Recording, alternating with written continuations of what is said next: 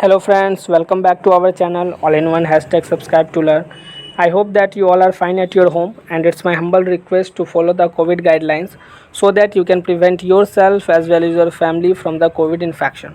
So now let's move to our topic. As you know that we are dealing with the chapter first of chemistry of class 10th, that is chemical reactions and equation. We have already dealt with the many important terms, and I hope so that you have no any type of doubt in these terms.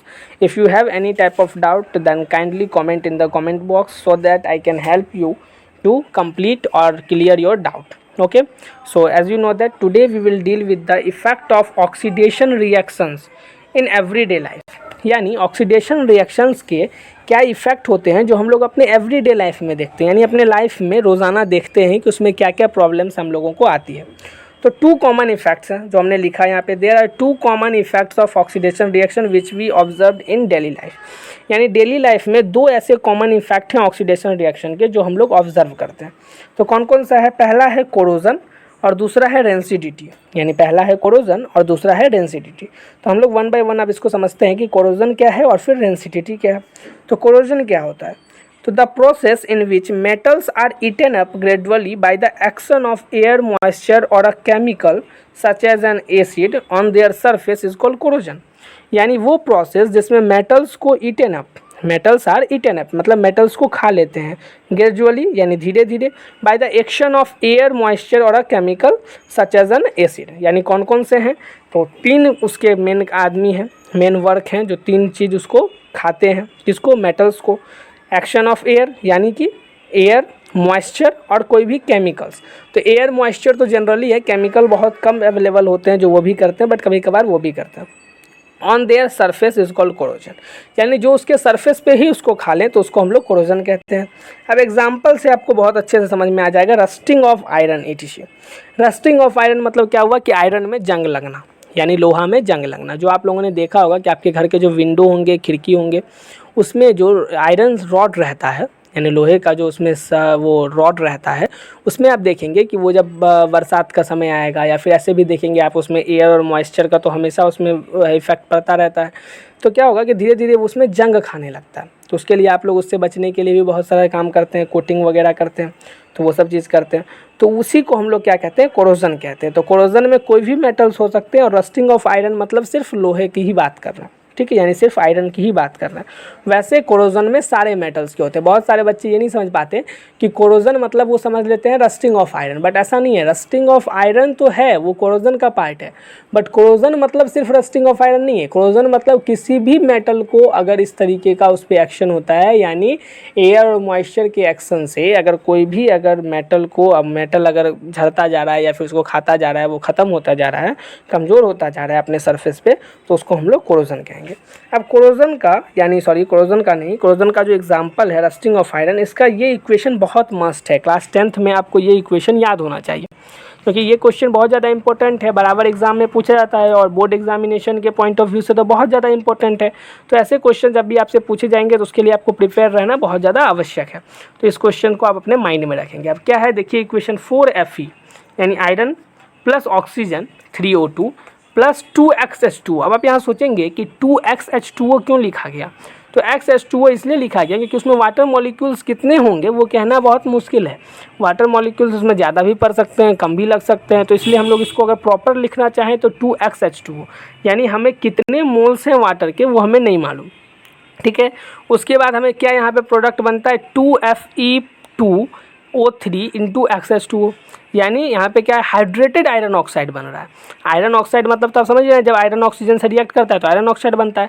But hydrated मतलब हुआ, hydrated मतलब कि उसमें water भी mix up है, और इसी के कारण वो क्या हो रहा है? रस्ट होता जा रहा है, यानी जो झरता है वो इसी रस्ट, वो इसी फॉर्म में रहता है। यानी उसका केमिकल इक्वेशन क्या है?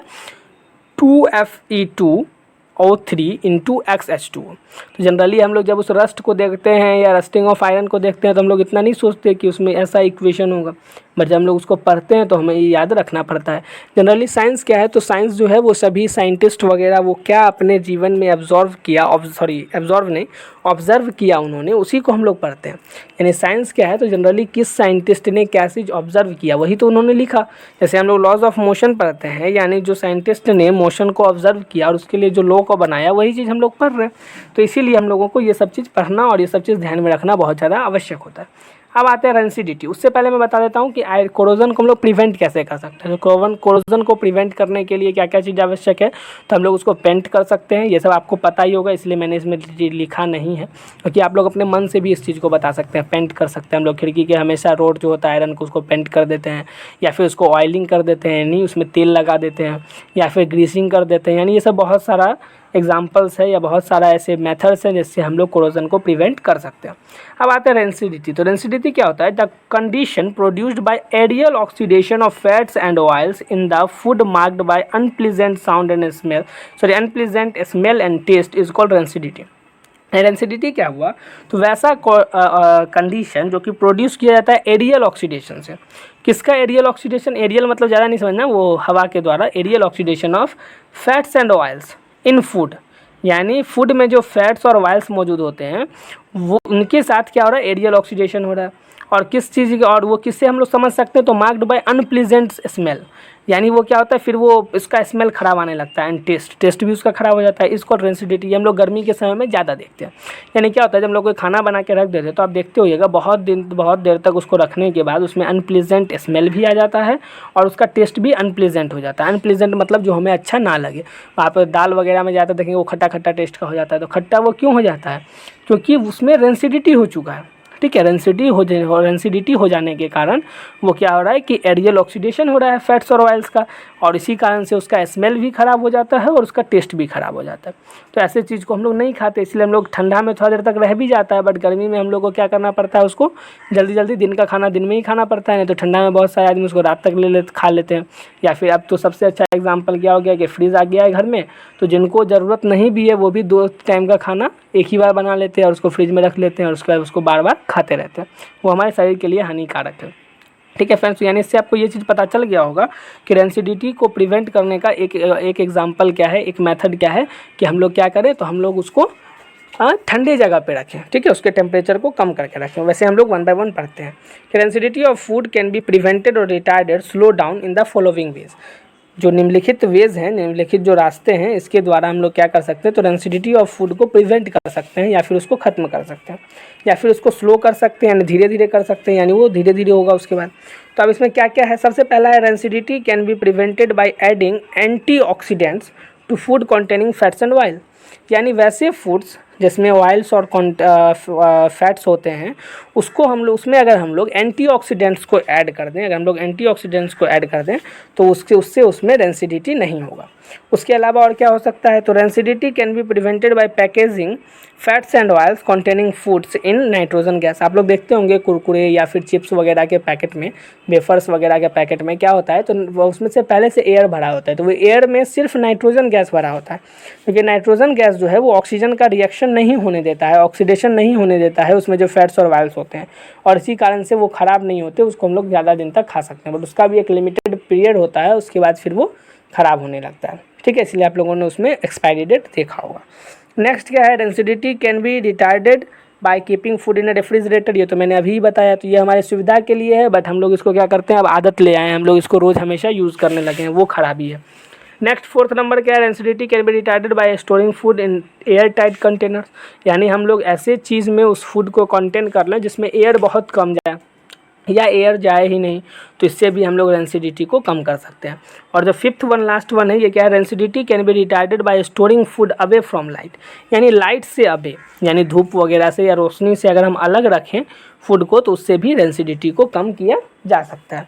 तो ये सब 5 वेज थे जिसके द्वारा हम लोग रेंसिडिटी को कम कर सकते हैं। तो आज हम लोगों ने बहुत इंपॉर्टेंट टॉपिक पढ़ा कि हमारे एवरीडे लाइफ में ऑक्सीडेशन रिएक्शन का क्या इफेक्ट पड़ता है, और वो क्या है, तो 2 हैं, एक कोरोजन है और एक रेंसिडिटी है। तो कोरोजन क्या होता है वो भी हम लोगों ने सीखा, कोरोजन का क्या एग्जाम्पल है वो भी सीखा, और कोरोजन को कैसे प्रिवेंट कर सकते हैं ये भी सीखा। वैसे वो हम लोग को पहले से भी पता था।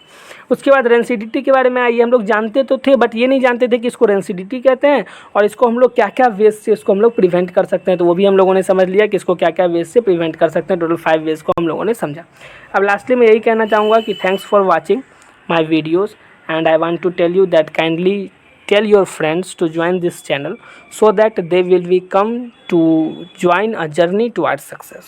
ओके, तो मैं यही कह रहा हूँ कि आप अपने फ्रेंड्स तक इस चैनल को पहुँचाइए ताकि वो भी इसको ज्वाइन करें और अपने आप को एक अलग ऊंचाई पे ले जाएं, अपने शिक्षा को और बेहतर करें।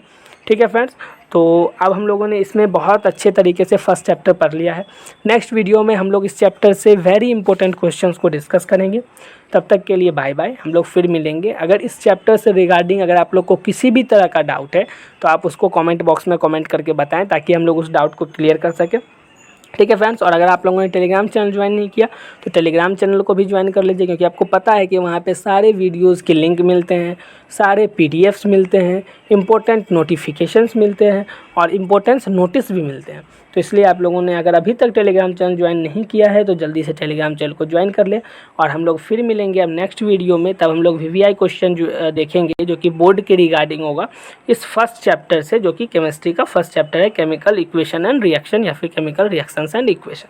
Okay, so thank you so much friends. Now we will meet in the next video and then we will deal with the VVI question regarding this chapter. Okay, so thank you so much.